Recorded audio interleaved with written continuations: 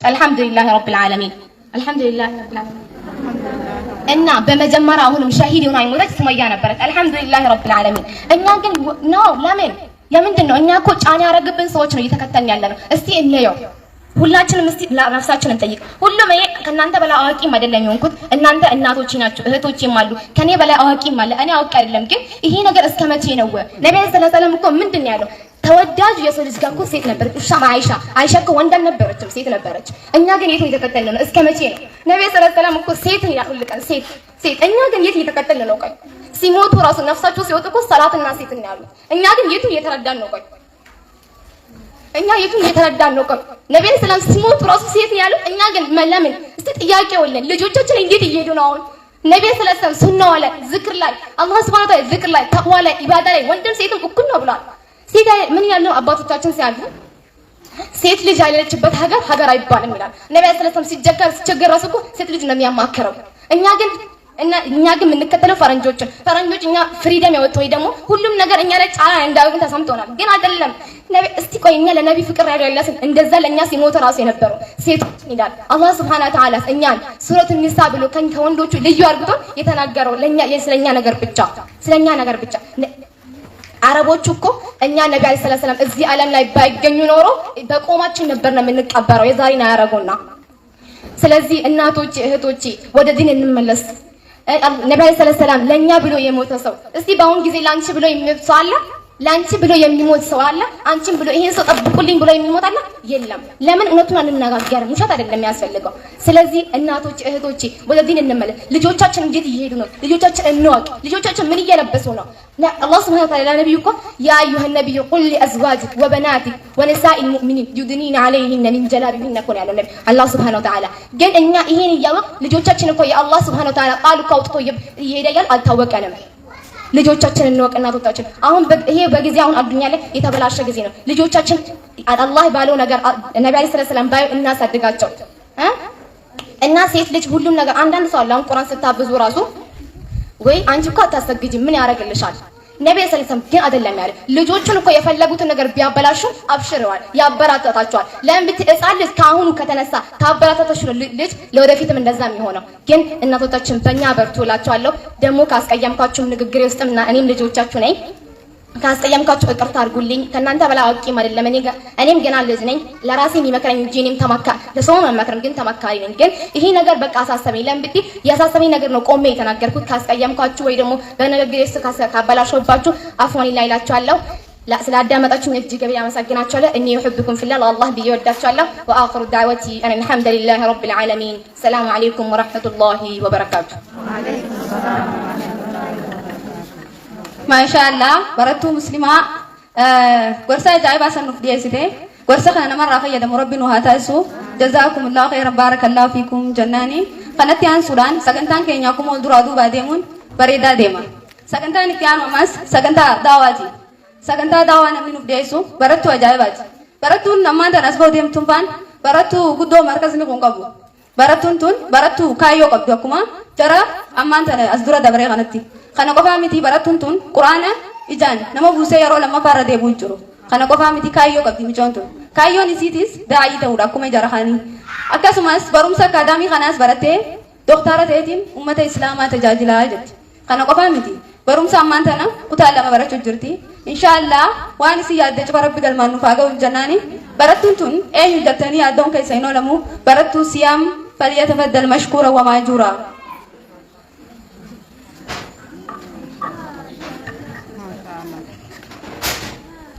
الحمد لله الصلاة والسلام على نبينا محمد وعلى آله وأصحابه أجمعين أما بعد السلام عليكم ورحمة الله وبركاته.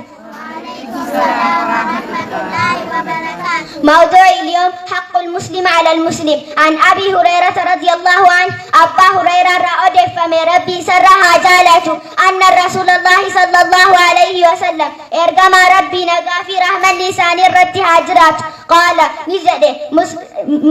نجري حق المسلم على المسلم خمس مسلم الراحق شنقبا الأول رد السلام تكفى سلام تدبسو الثاني وعيادة المريض لما فنمني لكم ستقافتشو الثالث واتباع الجنائز سدفا جنازة جلديمو الرابع الرابع وإجابة الدعوة أفرفان يامين سعوات. الخامس وتشميت العطيس شنفان نمني هاتفته يرحمك الله جتة قمتيس. متفق عليه. وآخر دعوتي أن الحمد لله رب العالمين والسلام عليكم ورحمة الله وبركاته. عليكم السلام ورحمة الله وبركاته. ما شاء الله. ما شاء الله. براتو سيام أكمل أنجي أولي قاكنو أغرتني جرتني إن شاء الله. براتو أنا داي أمة إسلاما فيد ربي نفاتا السو جنة. جزاكم الله خيرا بارك الله فيكم جناني. سكنتان أكمل درادو بانديمون بريدا ديما. سكنتان تيانو أماس سكنتما دعواتي. سكنتا دعوة نمين وبديسو براتو أجايباتي أماس. براتو انتون إتي أنتو كلاسي حفظي أميرة تنتادي. خانا قفا ميتي براتو انتون أكمل جرخاني كايو قبدي. كايو نسي أمو جرخانا ندى براتو تا. كايو نسي هذا منا غاري تهوراجت. إسلامي أرانتنا هذا غاري دبيتي أكنا تهي خنا هو هذا غاري تهدي إسلام فيدا جتي براتونتون خنا قفا ميتي براتونتون أماس قرآن حفظي إن شاء الله فولا درو الله فتوف تيسي أما فمو جزء كذا لما حفظ ده جتي خنا قفا ميتي بروم سلة قطع سجل تنبرتو أكاسوماس كلاسي خيستي أكنا ملا غاري تنكبتو خنا قفا ميتي براتونتون حديث رسول الله صلى الله عليه وسلم أكاسوماس قرآن هو بتشورا تتافي أجايب أقول جتي براتو انتون ايه جتني ادهم كيسنين ولمو براتو ريل سراج فليتفضل مشكورا وماجورا.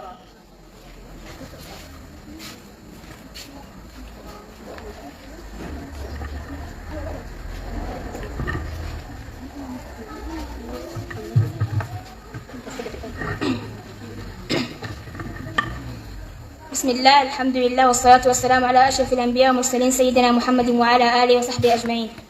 وبعد أعوذ بالله من الشيطان الرجيم. وما هذه الحياة الدنيا إلا لهو ولعب وإن الدار الآخرة هي الحيوان لو كانوا يعلمون. رب اشرح لي صدري ويسر لي أمري واحلل عقدة من لساني يفقهوا قولي. وبعد أمهاتي وأخواتي في الله أحييكم بتحية الإسلام. السلام عليكم ورحمة الله وبركاته. وعليكم السلام ورحمة الله وبركاته. إلى كل أمهاتي يا كل الدنيا يا أملي أنت الإخلاص ومعناه فلأنت عطاء من ربي ماذا أحيا لولاه ماذا أهديك من الدنيا قلبي أم عيني أماه. قبل ما أقدم محاضرة اليوم أود قول شكرا لمن أعطاني هذه الفرصة يتحدث إليكم. موضوع اليوم بالعربي إن شاء الله. موضوع اليوم عن حالنا في الدنيا. لو تقولون دحين إنه ليش اخترتي هذا الموضوع إنه الحالة هذه اللي إحنا دحين فيها الدنيا هذه مرة تخوف والناس كلها قاعد تموت. الموت الفجأة صار دحين كثير فكلنا قاعدين ننسى نفسنا لي ولكم كمان.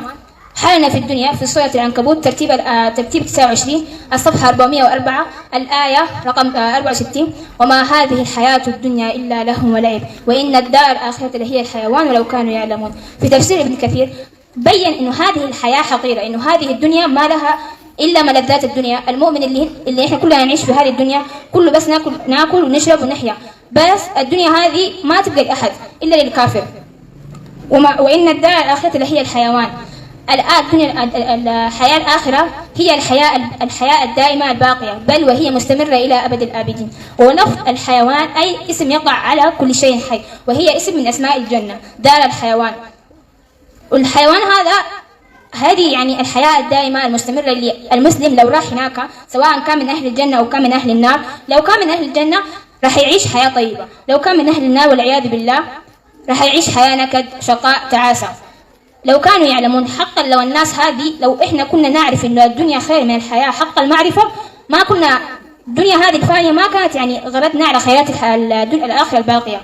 وفي حديث عن أبي هريرة رضي الله عنه قال رسول الله صلى الله عليه وسلم الدنيا سجن المؤمن وجنة الكافر. في حديث صحيح رواه المسلم على الصفحة أو الجزء 2956 في كتاب الزهد في الدنيا.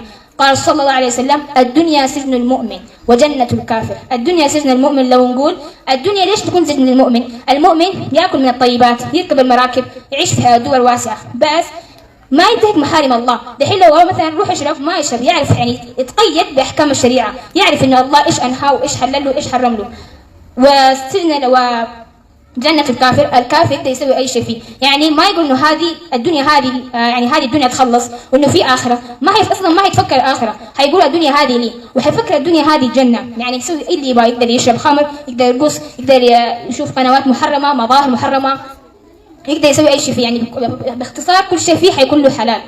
ودحين مثلا لو كانت أمه تعبانة أو أخته تعبانة بيروح المستشفى هذه مثلا خلي نقول حقها الحالة الصحية مو حلوة، أو مثلا أن المستشفى هذه مو نظيفة، أو أنها ما عندها منتجات صحية يعني، فحيقول أكيد إنه هذه نفسها جنة، يعني بقول إنه حيكون مو حلو، فحنتمنى الآخرة، بس هو حيكون هذه الدنيا نفسها حتكون لي جنة. فعشان كذا يا أمهاتي وأخواتي العزيزات، أبا هذه تكون هذا الدعوة أو هذه المحاضرة تكون نصيحة لي ولكم، يعني نتذكر في نفسنا إنه الدنيا هذه ما تبقى لأحد، إنه الدنيا هذه بس إغراء، إنه الدنيا هذه مزرعة، يعني زي مزرعة تمشي فيه تزرعين، أي تزرعين وتحصدين، فعشان كذا الدنيا هذه لا تغرنا. وأقول قولي هذا والسلام عليكم ورحمة الله وبركاته. وعليكم السلام ورحمة الله وبركاته. ما شاء الله براتو ريم الجزيرة مرة خاص رابطنا فكاتانو. جزاكم الله خيرا أحسن الجزاء جناني. سكنتان كذي أفان كراكراتي نكنا دياتو هدوا كنا نمو بشنن سيستي. جزاكم الله خيرا أحسن الجزاء ردي بني جناني. كانت يانسون سكنتان أكمل درو أدو بانديمون بريدا ديما. أما سكنتان كان مخنارا بريدو تو هفه. سكنتان تيانو أما سكنتا داوا نمي نبدي سوماس. براتو أجايبات يماس. براتو إن شاء الله كايو قبل براتو تونس. كايو نسيدس تجرب قناتين أدى إسين تونس. أجايب ومجاينه. كايو نسي مال جنان خادمة دينين تو بربادا جت. وان هم دانو وندا كخيسانة تجت خادمة دين كزيجان. أكاسو ماماس حافظ إن شاء الله أما جوزا سجل خيسة تنجرتو. خنا قفامتي بروم سلة كتاخذ تكتم براتو. خنا قفامتي أماس كلاسي خيستي أخلاق غاري عمل بريدا قبض. أكاسو ماس حديث رسولاتي في قرآن هو الشراب أكان تتافي قوتي. براتون تون أي يجتني أدون كيسي نولمو براتو حكيمة حمزة فليتفضل مشكورا ومأجورا.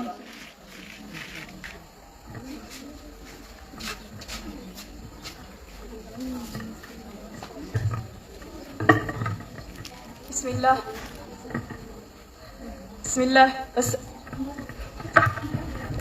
بسم الله الحمد لله والصلاة والسلام على رسول الله صلى الله عليه وسلم. أعوذ بالله من الشيطان الرجيم. يا أيها الذين آمنوا قوا أنفسكم وأهليكم نارا وقودها الناس والحجارة عليها ملائكة غلاظ شداد لا يعصون الله ما أمرهم ويفعلون ما يؤمرون. رب اشرح لي صدري ويسر لي أمري واحلل عقدة من لساني يفقه قولي. وبعد السلام عليكم ورحمة الله وبركاته. وعليكم السلام ورحمة الله وبركاته. موضوع اليوم إن شاء الله تربية الأولاد. إن شاء أمالتي يقالي برت أكد أمالتي يقالي في أستاذة خينا خبجما مركز خباب خنتي برتوتا مركز خباب خنتا تنهندي خيسانو إرادة بها. السلام عليكم ورحمة الله وبركاته. وعليكم السلام ورحمة الله وبركاته. متى دورين خيا إن شاء الله هرانت نفتح قدس إلماني ران ربين قلته سورة تحريم آية ربين قلته سورة جهدم جهفا سورة تحريم آية صفحة درا آية جهفا خيست يأكن نندا. يا أيها الذين آمنوا قوا أنفسكم وأهليكم نارا. يا ور ربي تأمنتن يا ور إرجما في رسول يا ور ربي في إرجما تأمنتن لبو تيسني في لبو إلمان خيسني إبدا جهنم الربارا ننجي أكملت لبو تينا في لبو إلمان خينا إبدا جهنم الربارا آية خنا يو هنگم تكه بني إتدلقوا نبر باتشيزا ربين خينا سمي تورباني را إن رانوتي حاسة أكنوتي لبو تينا في لبو إلمان خينا إبدا جهنم الربارا nuti ramate ilman khayna kana ittihasa udan jalala dini isan khaysatti umuran akasuma jalala rabbi fi jalala irgama isan khaysatti omishuran ibida jahannam ra isan bararu nubarbatis rabbi irgama rabbi sallallahu alaihi wasallam hadisa hakim odise khaysatti akana nunda murru abnaakum bis salat lis sab'a ilman khaysan amata torbo hogahan salat tiajaja nunje wadribuhum alayha bil ashra amata khudan hogage ammo irratti ajaja ittidir qanunje irratti adaba nunje wa fariqu bainahum fil madaji bakka hirriba isani ammo adaba basa nunje yo dandahame bakka hirriba isani klasi godu yo hindandamne ammo ufata isani adda godani bakka hirriba isani tolchani hala khanan ilman khayna din islami ratti guddisna ilman khayna oso dura hin ajajin akanuma lolino osintani sudatti ilmoti ya salati faida salanni kun isi qabu isi ifsite daraja salanni kun qabu isi himte sudatti afan nagatin interneti ya salanni kun akana si qaba ega jatten boda jalala salata itti ega himatte boda ilman khayga si boda itti ajal itti dirkita ilman yo waan isan fadanin isan qabde yo mu waan san disu hindandan jalali salata isan qabani ni dabala akasuma amma samu rasulullah sallallahu alaihi wasallam hadisa bira khaysati akana ja kullukum ra'i wa kullukum mas'ulin an ra'ayatihim hundi khaysanu diksiteda waan tisatin ramo ittigafatam tanunje me haati mana takkiyu dubartiin takka mana isii keessatti itti gaafatamummaa kan qabdu isiidha akkasuma immoo mee ammaati yoo ilaalle nu haadha manaati moo abbaa manaatu mana keessatti akkaan argama haadha manaati tanaafu tiksiteen ilmaan keenya dirqamummaan kanurra jiru akka kara hundaanuu yoo ilaalle haadha manaarra jira guddisni ilmaanii tanaafu ilmaan keenya diin islaamii irratti haa guddisnu yoo nin jechaan isin maqallee afoo inaanilla sa'aatii isan qaalii asitti nu argamuu asitti argamtanii dhaggeeffatuu keessaniif guddaa takka galatooma wa akhiru da'awati alhamdulillahi rabbil alamin wassalamu alaykum wa rahmatullahi ورحمة الله وبركاته. وعليكم السلام ورحمة الله وبركاته. السلام ورحمة الله وبركاته. ما شاء الله برتو حكيمة واي قدسا الماني ترى وانا جايبا نفتا برسته ورسخنا نمت فيدا مربنا هذا سو إن شاء الله سكنتان كينيا نجل كملة انتم مرمي إن شاء الله سكنتان أكو مول درا دو بانديمون بريدا ديما سكنتان تيانو أماس سكنتان خنا جالو سكنتان كوني في خامة ولي قتيانو كون سكنتان والكبتو سكنتان خنا نمني نفدي سو أماس برتو جايبات براتون تون براتو فارماسي أكاسما إيكونوميكسي تنبرته دغري لما تنقبضو خنا قفا ميتي إن شاء الله كايو نسيتس داي أمة الإسلام تهودا خنا قفا ميتي فولا دراتي إسلام خنا وان غرغراتي بيدا جته تيارو أمان تنا تتافي غدا غرو غجرتو أميرا كلاسي حفظي تنداده أكاسما قرآن يرو ديو خيستي جلقبده حفظي جزشن تنتمرده جرتو خنا قفا ميتي قرآن ربي غدا تججا هجي برumsa baratte kana hunda diste dalaga silaha senti amman tane dalagu barbadu iste qur'ana rabbi dib saadi dam yafur khanide barachu jirti ese jirare namni aranta name akanati qur'ana rabbi dib bakka khanne yaro isaada nugutu qur'ana ifkanu akasumas baratun tun baratu hadisa fi qur'ana hubachuda akanta tafi godi jirtu baratun tun enyu jatani adon kai sainolamu baratun tun akasumas afan sagi dendesi baratu fatima falyatafaddal mashkura wa ma'jura.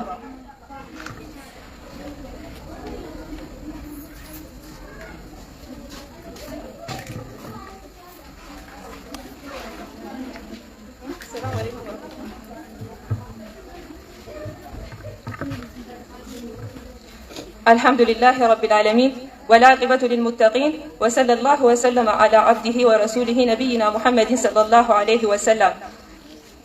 رب شرح لي صدري ويسر لي أمري وحلل عقدة من لساني يفقه قولي. أما بعد السلام عليكم ورحمة الله وبركاته. هاونك يا قالي akkasuma barattoota markaza habbaa bobboleeyyan kiyya qaqqaalii fi ustaazotan kiyya kabajamtoota ammallee irra deebi'aa assalaamu alaykum wa rahmatullahi wa barakaatuh. Wa alaykum salaam wa rahmatullahi wa barakaatuh. Insha Allah ta'ala mata dureen guyyaa har'aa tanaaf an qopheeffadhee dhalaahe iccitii guddisa ilmaaniiti. Iccitii guddisa ilmaanii afuri. Takkaffaan haadha abbaan karaa rabbii deebuudha. Ilmaan tolchuun duratti jalqaba haadha abbaan ifii toluudha. Akkas jechuun ibaada irratti haa ta'u akhlaaqaan haa ta'u waa hunda irratti jalqaba ifii sirraahaniiti ilmaan sirreessuudhaaf. Ibadaa yoonii fi mana keessaa haadha abbaan qabaate ilmoon haadha abbaarra laallatti. Fakkeenya jalqabaa bakki irraa fudhatu haadha abbaadha waan ta'eef. Lammaffaan immoo jaalalaan hoogganuudha. Hooggansa keessatti ilmoon tun hooggana haadha abbaa jala jirti mana keessatti waan ta'eef jaalalaan hoogganuudha. Rasuulli sallallahu alaihi wasallam gaaf takka mucaa daa'ima kaartoonaa fi kophee cicciramtu walii qabee taphachaa ture jira. Itti dhufee waan amma osoo nuti himee deebisaa akkam kanninaafi jennee as keessatti faama daallu. Rasuulli sallallahu alaihi wasallam mucaadhaan maal jee naggada kee keessatti rabbi barakaa siif haa godhu jee mucaan taphachaa ture waan kana walii qabee. Mucaan kun gammadee sanboota garuu mucaan kun eega guddate booda akkasumatti tujjaara tahee argame. Mucaa kana amara rasuulli gisee akkas je'ee mooraalii isaa eeguu san keessatti qalbii mucaa kanaa maal godhee jira fudhatee jira jaalalaan fi rahmataan jechuudha daa'ima haa guddisan. Mucaan sun sanboota waan rasuulli haasa'u qalbiidhaan dhaggeeffatu akka qalbiin dhaggeeffatu ta'e gaafa ijoolleen balleessite loluunii qofa osoo hin tahin bakki itti lolanilleen osuma jiraatu garuu ijoollee gorsuudhaa fi jaalalaan fi qabu hoggana gaarii ta'uudhaaf. Akkasuma rasuulli sallallahu alaihi wasallam hadiisa keessatti ani ibn Umar radiyallahu anhu qaala sami'tu rasuulillah sallallahu alaihi wasallam yaquul kullukum raa'ii wa kullukum mas'uulun an ra'iyyati. Cufti keessanuu tiisiteedha. Cufti keessa waan tiisitanirraa itti gaafatamtan jee dhugaadha. Haati manaa arra mana isii keessatti itti gaafatamtuudha. Abbaan manaa mana isaa keessatti itti gaafatamtuudha. Ilmaan arraan tana dhallee hoggansa keenya jala jiru haadha abbaan irraa gaafatamanii dhalanii dhiisuu qofa osoo hin tahin diinirra guddisuu dirqamaatu haadha abbaarra jira waan ta'eef tarbiyaa diiniitiin guddisuun dirqama haadha abbaati. Saniifuu akka waan salphatti ilaaluu osoo hin ta'in guyyaa qiyaamaatillee irraa gaafatamu teenya jennee itti yaadnee ilmaan jaalalaan hogganuutu nurraa eegamaa jechuudha. Sadaffaan immoo haati ilmaaniif hidhannoo gaarii ta'uudha. Dhugaadha maaliif madrasaan jalqaba haadha bar ilmoon jalqaba bar mana keessatti haadharraa laallattee gabbaatii bar asirratti seenaa takkaan gabaabsee isinii kanna haadha seenaa haadha imaamu Shaafi'iidha. Faatimaa haadha islaamaa haadha maaliif akka ilmoo dhaltu maaliif akka ilmoo dhalan beektu jechuudha. Dhaluun dura itti yaaduu gaariidha dhugaa rabbii. Inna Faatimaan tun mucaan isii kun gaazatti dhalatee imaamu Shaafi'iin kiloomeetira 1500 qaxxaamurtee Makka geessite. Makkatti ilmoo barsiisuuf yeroo kana umriin isaa waggaa lama. Achi Makka geessee waan nyaachistu hin qabdu waan obaastu hin qabdu. Yeroo san keessatti daa'imman biraa daftara irra waan irratti waa barreeffatan qaban. Isin garuu kana bituuf hin dandeessu. Maal goote bakka itti qeeraa bakka itti gaalli qalamuun jiraami achi dheeteetiin achi lafee gaalaata duwidaa babal'oo tana jechuudha guurtee mana galchite irraa dhiitiif. Lafee tanarra barreessaa imaamu Shaafiyyiin arra imaama addunyaa ta'e khayaamame kun achirra barreessee kabarate. Naaf irra gahu haala mijaa keessa jiraanne ilmaan keenya haala mijaa keessa jiraate ilmaan keenya akkam godhu jira kan jiru itti gaafatamummaa rabbii jalaa bahuudhaaf itti yaaduun nu barbaachisa. Haala saniin gaafa kaan karaa Madiinaa imaamu Maalik bira qaceelchuuf gisee deemtu waan nyaataa qinxaa 16 qofa naa goote jee zeetii fi berberee naa hiitee naggaatee jala na qaceelchite jee yeroo sanitti naggaatee jala giseen deemu naggaatonni haasaa deeman jee karaa inni maashaallah yeroo sanitti haafizul quraanii quraana rabbii hafazaa deemee imaamu Maalik bira Madiinaa gahe. Yeroo Madiinaa dhaqu imaamu Maalik gaafatee eenyu si qaceelchennaan haadha tiyyaa jeen imaamu Maalik akkaataa isaa gisee laalu mucaa maashaallah ifnani islaamaa si keessaa ifa ittiin kana diriidhaan maasiyaadhaan hin balleessinii jeen akkas turte haati islaamaa. Naafiyate har'a yoo rabbiin nu gaafate itti gaafatamummaa rabbii jala maaliin baanaa ifa haa gaafannu mataa keenya qofaa miti itti gaafatamummaa ilmaanii nurra jira. Karaa biraatiin iccitii ilmaan ittiin guddisan keessaa isiin afuraffaadha. Isiin afuraffaadha shariika gaarii filuufidha. Shariika gaarii wajjin tiisuudha. Shariikni akkam yoo jenne shariikni gaariin akka nama miskii gurguru. Miskii sayyoon irraa illee bitachuu baate urgaa isaa santuutu seenaaf. Namni saahiba badaa hojii deemu immoo akka nama sibiila tumtu sibiilaa ni beektan. Takkiin ajaa sibiilaa santuutti seenaa takkiin immoo ibiddachi sibii wanti sanirraa faca'uun jira miti ibidda saniin gubataa jechuudha. Akkasi namni saahiba gaarii qabu akkas tahullee yoo dadhabe haga takka amala nama sanii ni dhaaree hara saahibummaa gaarii deema. Ala ijoolleen teenya saahiba akkam qabdi. Saahiba islaamaa qabdi moo saahiba hara hin taane yaamuu qabdi takkaa tokkichaan keenya jala buunee takka itti yaannee waan kana qorannee ni beekna. Hanga fedhan mana keessaa yoo hajabeessan taatellee saahibni aadan ni barreessa. Maaliif roobni kun qacaca xixiqqaa roobni gisee dura tiftif jooni jira miti. Titifni xixiqqaan kun osoo dachiin jiisu jaanii eeganii titifnummaan xixiqqaan kun titifee dachii tana jiisa. Akkasii saahibni badaan jechuun xiqqaatee xiqqaatu guyyaa tokko hara hin taane qabuun isaa hafa hin qabu.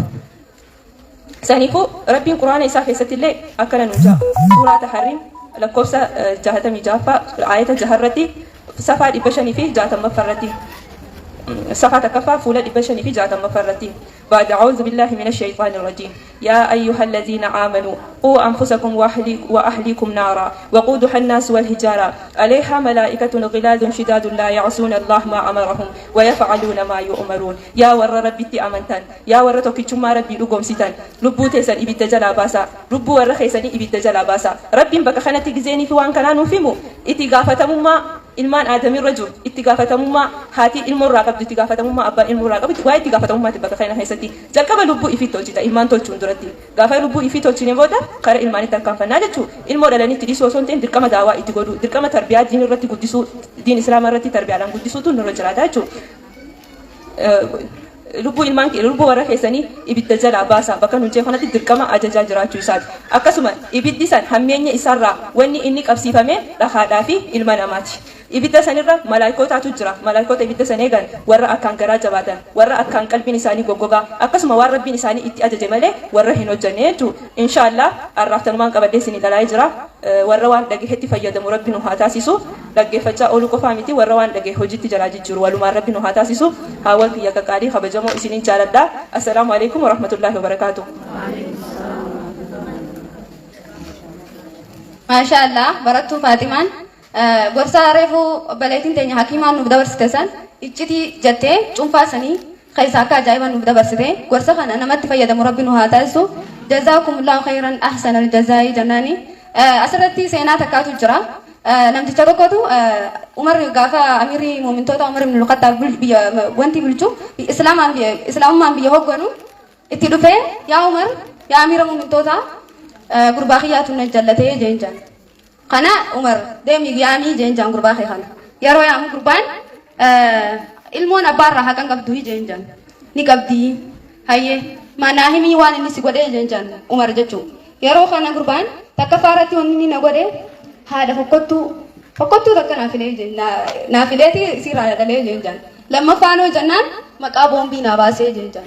Sadaffaan jennaan quraana nan barsiisne ulee na harka kaayeeti horii na eessisee jeenjaan. Kanarraa wanni hubannu ilmoo tanaaf haadha gaarii haadha bareedduu filuunis waan takka ilmoon akka tola namatti wal xurraayi. Lammaffaan ammoo maqaa gaarii filuuniif maqaa hiikaan qabne boombii jechuun ni beektan waan akkana lafarra deddeemu tokko boombii gisee nama hin arraba gaa. Sadaffaa irratti ammoo deemii horii eegdee ulee gisee harka kaa'ee uluma saniin booda abbaa deebi'eedha jechuudha. Kanaaf guddisaan ilmaanii kun akkaan nu yaachisuu qaba. Haawwan keenya qofaa miti shamarranis ganaa inshaallah fuula duratti haadha islaamaa ta'uudhaaf waan kaayyeeffannee jirruuf ammuma irraatti yaannee waan kana hujii oolchuu qabnaa. Gorsaa asiraa dabru kanallee itti fayyadamuu qabnaa jechuudha. Sagantaan hanga ammaa deemu jirtu barattoota irraa nu dabaru jirti. Sagantaan hanga ammaa deemte wal duraa duubaan sagantaa ajaa'ibaatti tolse. Amma ammoo gara ijoollee irraa gara ustaaza keenyaatti dabartee jirti. Barattoota irraa dhumtee jirti jechuudha. Sagantaan itti aanu ammaas gorsaas ta'us dhaamsa ta'us namni nuuf dhiyeessu dura deemaa markaza Khabbaab bin Waraatti kan ta'e kan yeroo ammaan tana damee 4 baafatee bakka 4tti argamu. Akkasumas barataa faarmaasii waggaa 5ffaa akkasuma dandeettii hoggansaa jabduu qaba. Ustaaza keenya Ustaaz Fuad falyatafaddal mashkuura wa maajuura.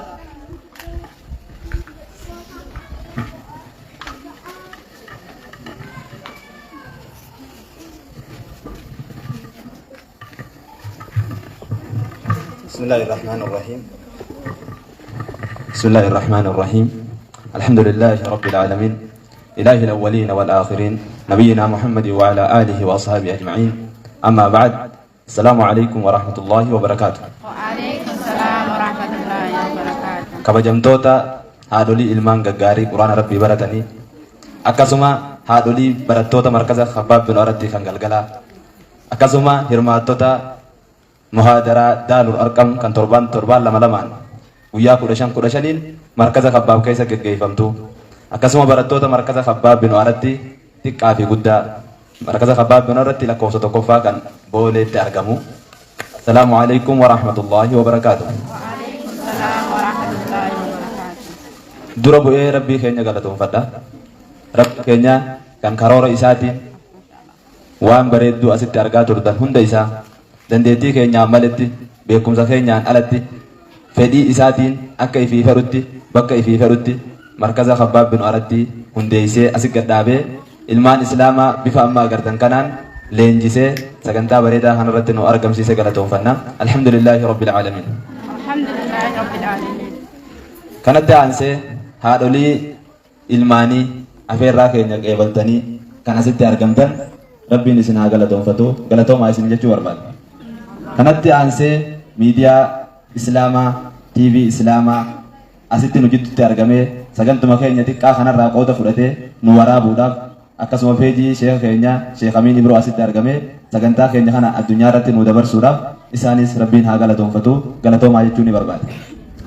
Kanatti aansee gorsiin hadiisniin asii himu umaan jiru garuu gulaalli wantoota waan amma ijoolleen haasofte kana walitti qabee yaada ijoo asirraa galtaniin kan isinilleen xiyyeeffannootti gootanii galtanii hojiitti hiiktan waan xiqqoo tokko isinii dhaama. Dhaamsi kiyya wanni inni ilaallatu dogoggoroota guddinsa ilmaanii keessatti nama mudatan beekiidhaan ta'us wallaalaan ta'us maal faadha furmaanni isa sanii hoo maali waan jiru tokko lama jee gabaabsee isiniif dhaama lubbuu xiyyaafis dhaamee jechuudha. Tokkoffaan duraa yaaduudha lafaatiin malatti xiyyeeffannaa tokkoon malatti hordoffii tokkoon malatti quraanni kun akkuma cimmaagii dhuubanii juusaatti dhugan janii yaaduudha. Ilmaan markazatti erganii baratteetuma galti jechuu yaaduudha. Kun dogoggora quraanaa fi ilmaan keessatti guddisa keessa nama mudaturraa. Inni lammaffaan hubannoo quraana irratti qaban xiqqaa ta'uudha.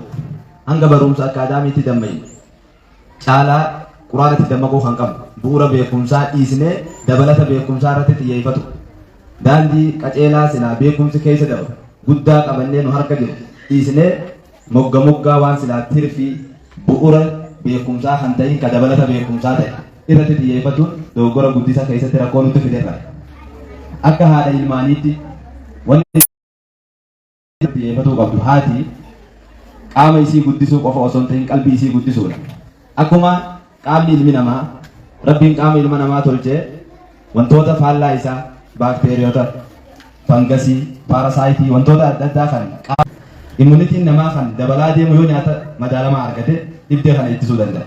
Akkasuma rabbiin ruuhii uumee qalbii tana uumee faallaa isii shayxaanaa fi fedhii lubbuu uume. Isiin tun qur'aanaan jaaramtee qalbiin immunitiin isiin dandeettii irraa itti shayxaanaa fi fedhii lubbuu ittiftu yoo jaarame malee bu'aan argamuu hin danda'u. Kanaaf guddisa keessatti obboleettiin teenya wantoota icciitii jaamtee himte san gaffageenyaan akkaan irratti xiyyeeffatu. Haati jaarmee mucaa kan qaamaa qofa osoo hin taane kan qalbii irratti akkaan xiyyeeffatu. Maaliif? Haati tun mana barumsa jalqaba mucaan keessatti leenjii waggaa ji'a 9 hospitaala garaa keessaa ciisee achii bahee turtii waggaa 2 harka isaanii irra ture. Guddina pireparaatoorii jireenyaa kan waggaa tokkorraa ka'ee hanga waggaa 12 itti gaafatamni amantii irratti godhamutti harka ilma haadhaa kana ture. Yeroon kun yeroo akkaan barbaachisaa ta'e kan haati itti ilma ofii tana harka sii deebistee akka ifii feetuu fi akka rabbiin sii irraa fedhutti jijjiirtu carraa banaa ture. Kanaaf haati madrasaa jalqabaati wanni jedhaniif. Kanaaf haati yoo ifii quraana beeyte dura ifii ilmoo sii barsiisu yoo ifii hin beeyne ammoo mana barumsaa akkamtu ilmoo jijjiira. Akkuma mana barumsaa akkaadaamii irratti xiyyeeffatte xiyyeeffannaa bal'aatti kennitee hordoftee ilmoo sii tana quraana rabbii dubbisiisuu, haffasiisuu, aayidooloojii ilmoo tanaa jaalala quraanaa keessatti uumu. Ni garra irra hedduun keenya yeroo ammaan tanaa nama quraana barate waa hedduu hubanne. Garuu ammoo ilaalchi nuti duniyaa tana itti hubannee fi amantii itti hubanne adda fagoodha. Kana wanni isa furmaata isaa bu'uura silaa daandiin irraa dabne ka quraanaati. Quraana kanatti deebi'u qaamaanis qalbiidhaanis. Qaama keenyaan bakka quraanaatti deebi'u, hariiroo quraanaatti deebi'u, isa dubbisuudhaan, isa hubachuudhaan, xiinxaluudhaan waan xiinxalle hojiirra oolchuun itti deebi'u. Aayidooloojii hubannoo keenyaa jiruu addunyaa xiqqoo tana qofa irratti manzaraa jiruu addunyaa qofa kaannee ilaalu osoo hin taane fageessinee akhiraa hubachuu. Kanaaf quraana nu harka jiru kanaan ilmoo guddisuu waan silaan wargaaru kana dhiisnee guddina ilmoodhaa mana barumsaa silaa sakuuritii ijoolleetiif gaarii ta'e qofa kan akkaadaamiidhaa filuu kan qalbii isaa irratti badii adda addaa uumu. Mana barumsaa osoo hin ta'in mana baduumsaati gariin isaa san irratti xiyyeeffatu osoo hin taane quraanaan dura qalbii ijoollee ijaaruudha. Ergasii ifiif shariika ilmee ofii ta'udha. Haati parsantii 75 nama ilmoon shariitu. Parsantii 75 kana shariika ilmoo tanaa taate akka ilmoon tun shariika biraan baafanne ifi shariika taatee fi mana quraanaattis mana barumsaattis hordofii jabaa geessuun waan akka murteessaati. Tokko tokko kan ijoolleen kaastee fi kan itti isinii dabalu hunda isaa yeroon akkaan sirreessuu irratti nuti humna qabnu baatii lamaan kana. Yeroo ta'an baay'inaan ilmoon keenya nu harkan jiru qaama biraatii wajji oola. Yeroo ammaa garuu carraan banaan markazaa fi haadha obboleeyyan kiyya kan asitti argamtan hundi keessanuu xiyyeeffannaa jabduu karoora ji'a lamaa kan ammaan tana jiini kun moggaan tokko irraa deeme hanga hafe kana keessatti ilmaan keenya harka deeffannuun deeffachuu biraa duraanuu mana keessa jira. Qalbiisii kan harka keenya deebisnuun rabbiif akka isiin tumbutamtu fagoonuun yeroo ammaan tana sagantaa jiru hundatti quraanaa wajji walitti haa deebisnu. Ifii dura buunee quraana haa dubbisnu. Ganama akka hirriibaa kaateen quraana akka arrabni isii dubbatu haa goonu. Uffannaa irratti haa xiyyeeffannu. Nyaata ilmaanii irratti haa xiyyeeffannu. Miidiyaa mana keessaa qabna. Qoxaadii dilii guddicha mana keessatti argama. Waayifaan mana keessa jira. Qoxaadii san deeka isaa harraa baasnu. Irraa baasnee ji'a lamaan kanaaf keessummaa miidiyaa fi ijoolleen akka walitti taatu TV'n keenya mana keessatti haa dhaabbatu ji'a lamaan kanaaf. Booda isinuu bu'aa isaa agartanii itti fuftan waan ta'eef ji'a lamaaf irratti hojjedhaa ilaala. Baatii lamaan kana TV fi ijoollee adda baasu Tom and Jerry, kaartuun minaamin wantoonni sun hundi isaatu wanta ijoollee tana sammuu isaa daameej godhee jiru. Namni waatiin tal uummata kireetiif jan addunyaa tanarratti miidiyaa kana yeroo laalan hin qaban. Oduu nuu godhanii nutu dhageeffattoota isaa waan biraa hojjetan. Kanaaf nuti akka uummata islaamaatti uummata ija dunuunfatee waa hordofu osoo hin ta'in kan waan arge hunda miizaanarra kaa'ee ilaala. Wanti ilmaan keenya guddisuu irratti akkaan nu gargaaru tan duraa miidiyaa silaa dhiibbaa nurratti himu. Internal impactii kan nurratti godhu dhiibbaa mana keessaa san firraa baasuudha. Inni lammaffaan saahiba ilmaan keenyaa nuti ta'u ji'a lamaan kana. Abbaa kadhiiraatis ka dubaraatis ilmaan keenyaaf saahiba yoo nuti taane gaabbii jidduutti uumama. Saahiba isaa waliin turan saniin addamurra jechuudha. Sistema adda addaa fayyadamnee qabnee ilmaan kana bakka quraanaa kana finnee asii fudhachuu hordoffii jabaa godhu teenyaafis qara'uu rogguu nuti salaannu salaatarra leenjisu hordoffii salaataa akkaan ibaadaa ijoolleen teenya mana barumsaatti zuhuriin salaanne ta yeroo hunda jammii waliin dhaabbataa asirri irra salaatu kanummaan salaatu kan hin salaanne salaatuu fi ibaadaa san salaata shanan hunda akkamitti akka salaataa jiran jala buunee hordofnee ibaadaa saniin if gargaarsifnee ilmoo teenya haa qabannu sagantaa bareedaa haala kanaan deemaa ture kana isinit dheereessee qalbii teessan hin laaffisu yeroon sagantaan deemaa ture hundi isaa da'awaadha anis qoonni narraa eegamu kanuma jeeti dhuma irratti wanti isin dhaamuu fedhu ijoolleen amma asitti gartan tun ijoollee teessan samiidhaan bu'u asitti haasawaa turan haasofni asirraa haasawame sun akkanumatti nasiiban dhufe silaa nasiiba dhufe waggoota isin akka isa jiraattan kana haasofne kanaan jira ture wanni kun nasiibaa miti erga rabbiitii tattaaffii namoonni bakka kana jiru godhe tattaaffii ustaazonni ijoollee tanaa parsantii keessan kan ilmaan keessan kan kubbaa gandan keessatti taphatu jiru kan yeroo isaa kubbaa gubaa jiru ilmaan nama biraatiif ilmaan muslimaan kan yeroo baay'ee taphaan dabarsaa jiru isaan kan bakka qumaaraatti ganda kana keessatti bakka geemzoonii adda addaatti argamu ilmaan keenya isii tana yeroo nuti qabnee akka ijoolleen tun taate goonu yeroo kana haati ilmoon ta'e asirraa haasofte sun maasha Allah jabees ilmootan hawwii isii kaayyoo isii kan isiin haasoftu san akka galma geessu mudhii jedhan haati ilmoon ta'e asirraan haasayin taas keessa jirtu insha Allah haasa'uuf teesse kuni sagantaa agarsiisaati malee leenjii daarul arqam da'waa tireeningii torbaan keessaa guyyaa lama markaza kabbaabitti gaggeeffamu ijoolleen filamee jechuudha hundasi ilmoon ta'e akkasitti as dhuftuuf ati hordofi alaa ilmoo galchi ilmoo ta'e ala jirtu san alaa haa seentu teessanii fi jala bu'aa hordofaa kaayyoo isaanii kaayaa fi gabaabdutti wanni jechuu barbaade ilmaan keessan guddisu jirra guddisa ilmaan keessanii irratti nu gargaara silaa garuu kan yaammatee nu gargaara jechuu qabu isin ture garuu amma immoo nuti isin hin ilmaan keessan guddifna nu wajji nu gargaara. Wassalaamu alaikum warahmatullahi wabarakatuh.